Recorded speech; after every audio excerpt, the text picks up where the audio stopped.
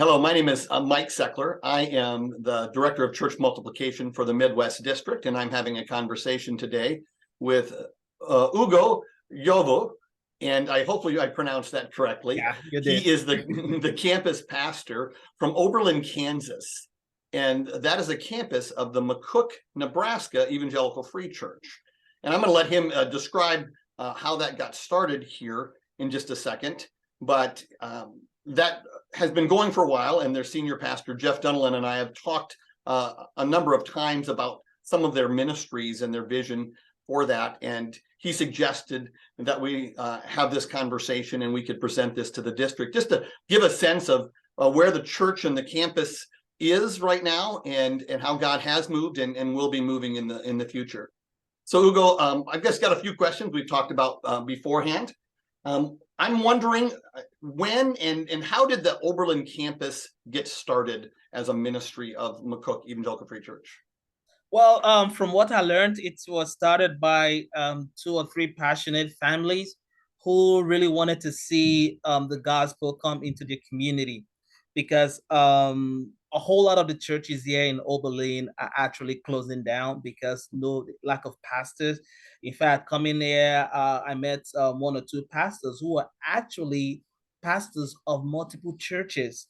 So every Sunday they go from one church to the other because of shortage of pastors. And yeah, so these three families just wanted to see the gospel in the community. They were actually attending the McCook Mother Church in Nebraska, but they wanted to see a Bible teaching, Bible believing church in their communities, and that was how I think they spoke with Pastor Jeff about their passion and about their desire and being a visionary leader, and I know he talked about the Lord also laying that in his heart. And when it wasn't it wasn't something that was difficult for him to decide on, because this was what the Lord has been impressing upon his heart.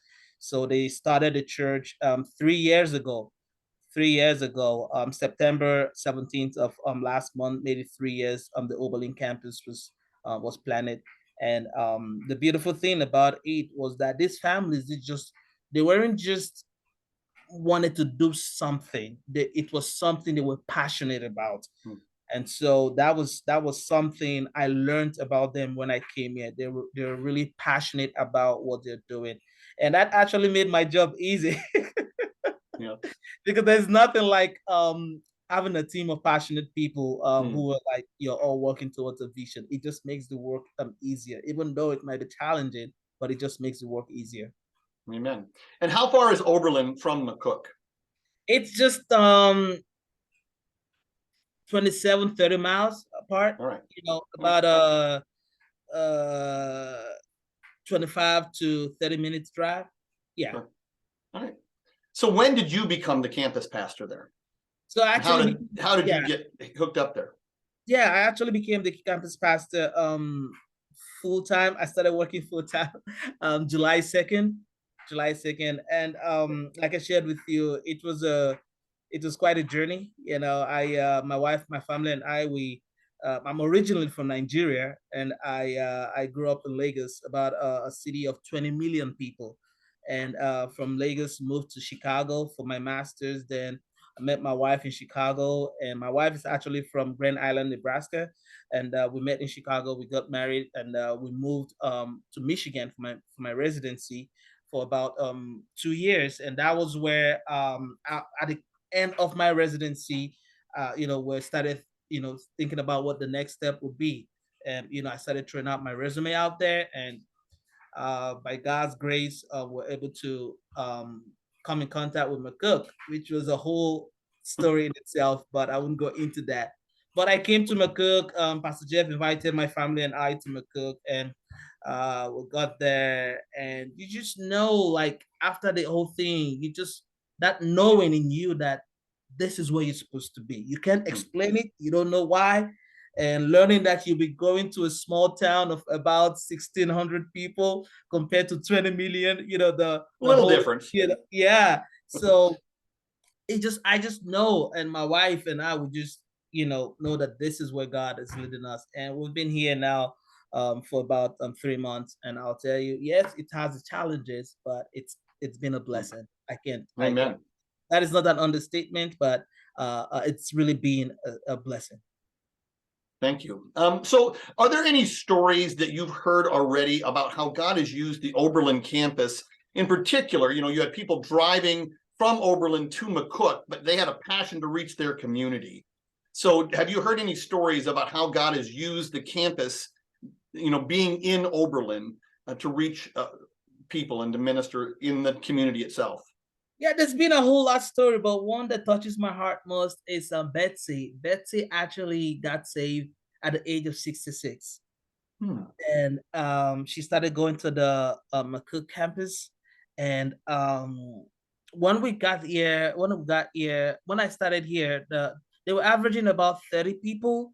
And now by God's grace, we average about 62 people on a Sunday. And but Betsy, I've never seen someone at that age so passionate about reaching people.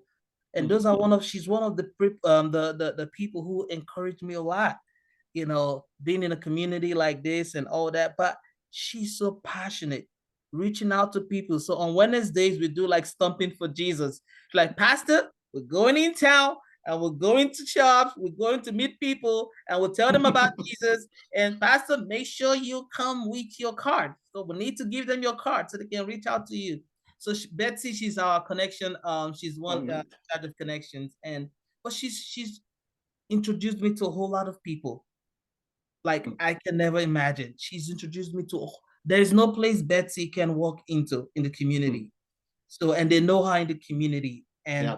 she's been a part of the growth of the church in tremendous ways. Just someone who got saved at the age of 66. It's neat to have you coming in from the outside to have somebody local to help you do that. That's Exactly. exciting. Exactly. Yeah, it's really important, I'll tell you, Yeah. especially in Yeah. small town. That's where I'm located as well. Yeah. So my last question is, and maybe again, just as much as you know, how has having multiple campuses, I know that Oberlin is one campus, and then the Mother Church also has a campus over in Cambridge, Nebraska, and you've done some ministry in the local jail or prison there. And so how has that helped the McCook Mother Church understand mission and expand God's vision for what's going on?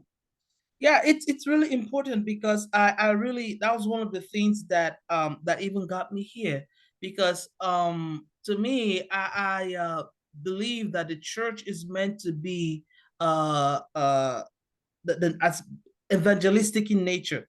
You get, the church isn't meant to be just stagnant in just communities. The church is meant to be, you know, spreading and growing. And so the McCook Mother Church planting churches in Oberlin and in Cambridge, it's something they've never done before. And that's one thing I love, Pastor Jeff, is he will tell you, like, listen, I must be frank with you, I don't know what I'm doing, but I know this is what God has told me to do. You know, but you see that people and again, people don't need to, older folks who really want to go to a Bible teaching church where they can learn the Bible and where they can grow and be active disciples. They don't have to drive that far to go to McCook.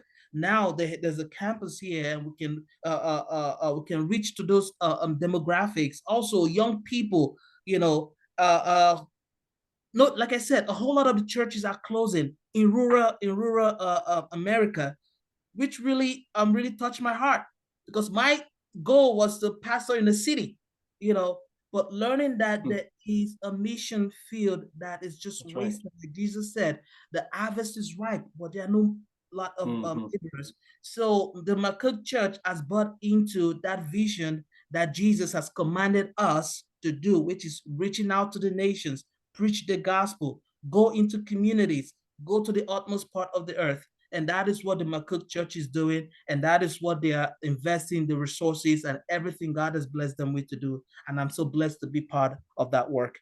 Well, thank you for describing that to us. So those are some really neat ways of seeing God's mission and seeing it lived out really in the ways a lot of churches in our district are, like our local church here in Northeast Nebraska, but a lot of churches, we don't see necessarily that there's such a mission field in our own communities around us. And this is one of the ways to do that. So thank you very much. Yeah, I'm and going to ask you. if I just add, please, I'm imploring that the church, there are communities that there are no churches. The Mhm, churches are being closed down, and that breaks my heart. You mhm. know, and we can only do as much, but let us do what we can do. Let's invest resources, go into these Amen. communities, those churches that are closing down, rally them around. How can we bring? Because the truth is, if there is no church in a community, that leaves room for Satan to come in and do its horrible work.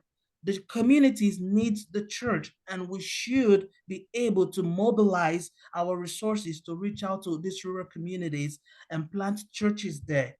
So it's Amen. just my own 25 cents. Yeah, that's good. I'm going to ask one last question, and just this wasn't on our list, but just so folks might understand, how is it that the services right now are going in Oberlin and in uh, Cambridge?